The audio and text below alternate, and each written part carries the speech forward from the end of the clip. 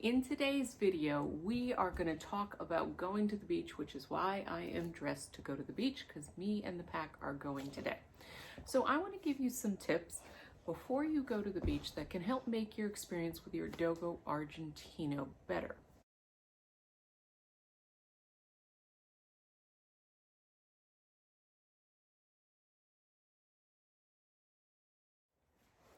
Hey guys, how's it going?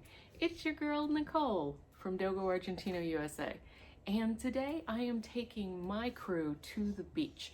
And I thought this would be an awesome opportunity to get some love from my girl. Hi baby. Hi baby. Are you excited about going to the beach? Are you pretty excited about the beach? So let's dive in.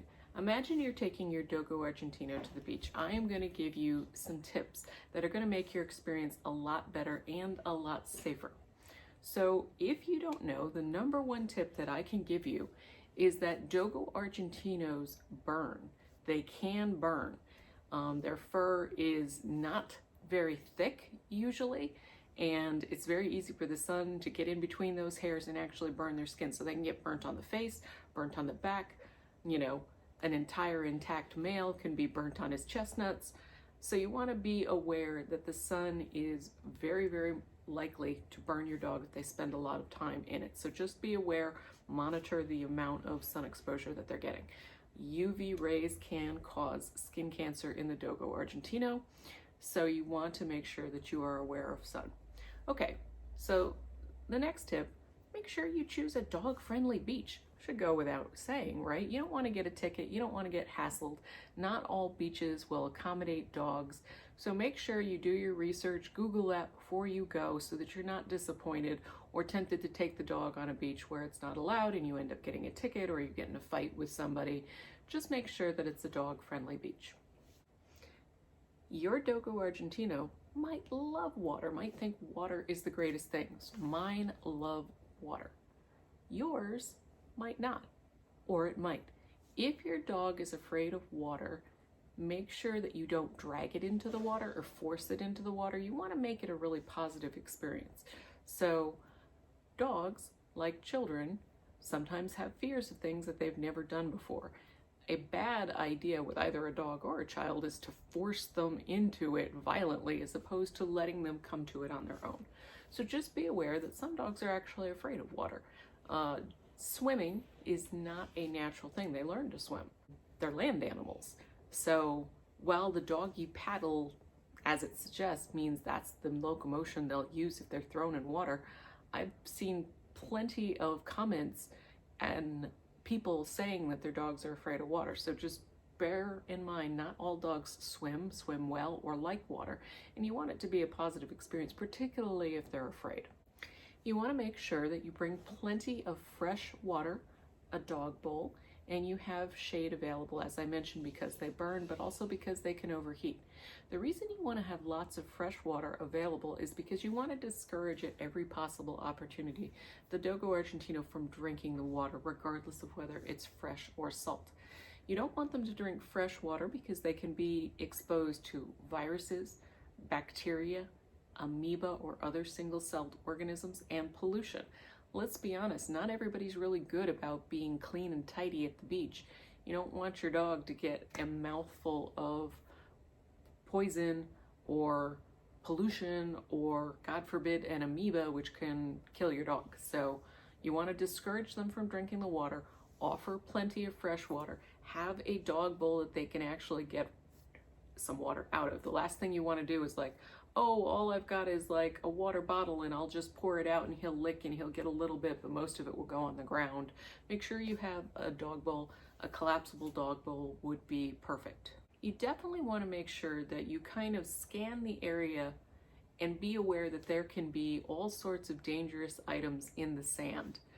If you're as old as I am, you might remember for a long time on the shore on the East Coast, there was hypodermic needles that were washing up because hospital trash was getting dumped into the ocean.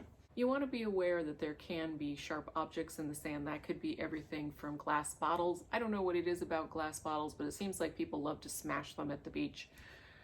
There can be fish hooks, there can be all kinds of refuse that's dangerous. So just be aware of where your dog is walking. And for that reason, I think it's important that you bring a dog first aid kit, including the number of a nearby emergency vet, just in case something happens. So I think that that's really, really important. Safety first. You want your dog to be safe at the end of this trip and not need help that you're not able to give. But having a small first aid kit can be helpful. Knowing where an emergency vet is in case something does happen, also very helpful. You want to make sure when your dog is done for the day, when you guys are packing up, that you have rinsed their fur thoroughly. And the reason that you're doing that is, again, you're trying to get them not to take in what could be in the water, whether that's pollution, microbes, bacteria, viruses. In the case of salt water, you don't want them to take in the salt. Salt is incredibly toxic to dogs. If they drink ocean water, if they lick a lot of the salt off their fur, which would be normal as they would groom, because the salt will make their fur feel weird and clump up, you can really cause a very dangerous situation. And you can actually, I have read 1 or 2 stories where a dog died after being at an ocean all day and the person wasn't aware that they weren't supposed to let them drink the water, or they thought that the dog would automatically know, hey, this is salt water, I shouldn't drink it. Dogs do not seem to have that as far as I can tell, which is why it's really important that you discourage them from drinking water. But rinse off the fur so that you're not getting and taking home any of those things on the fur that the dog would later take in by grooming. This should go without saying, clean up after your dog. You want to pick up the dog poop. Don't make the beach nasty for other people. Make sure that you've got doggy bags and a plan to dispose of that. Don't leave it on the beach. Make sure that you are being a good dog owner. Because if you're not, what will happen is they'll simply ban dogs, and that will be one less place that you can bring your Dogo Argentino. And swimming is phenomenally good exercise. Do you have like a crazy high drive Dogo? Take it to the water. Let it swim. It burns up a lot of calories. Generally speaking, they love it, and that can be a great way to wear out your dog. So definitely make sure that you are cleaning up after your dog so that you're not killing that opportunity for others. I have seen this occasionally, and I know why people do it, but it's really important you don't do it. Occasionally, I have seen people take their dogs in the water on a leash. And sometimes they do that because beaches have rules that say you can't be off leash with your dog at the beach. So I get it. And they want their dog to experience water, so they take it on a leash. The problem with that is it's very easy, regardless of the water type, to lose the leash. And if the dog starts to swim or panics for whatever reason, or a wave comes in and that leash gets wrapped around its feet, you can actually very easily drown the dog. So it's really important you don't take them on a leash. I'm not saying to break a law. I'm just saying leashes are bad. Maybe you need a different beach. Do not take your dog swimming on a leash. And if your recall is so bad that the dog will not listen to you, then you need to work on your obedience before you go to a beach, because your recall should be pretty solid, enough that you're not terrified if the dog is off leash. I always say that one of the best things that you can do to bond with your Dogo Argentino is extensive, exhaustive daily exercise, consistent, fair, loving leadership, lots of obedience training. Let me know what you think below. I think the beach is awesome. I think it's a wonderful thing to do with your dogs. I try to take my dogs as often as I can when the weather is good to the beach. And so that's what we're going to be doing today, and it's going to be awesome. We also went to the beach like 2 days ago, so they really enjoy the beach. Hey, let me know what you think in the comments. Did I leave something out that you think is important? Tell others so that everybody can benefit from your own knowledge, because I don't know everything. No one does. And I love the fact that we have an active community in the comments of my videos for people that are sharing important tips, that own dogos, that are dogo enthusiasts, because we're showing up for the dogs, right? It's all about the dogs. Hey, do me a favor, if you get the chance, I would love it if you like, comment, share, subscribe.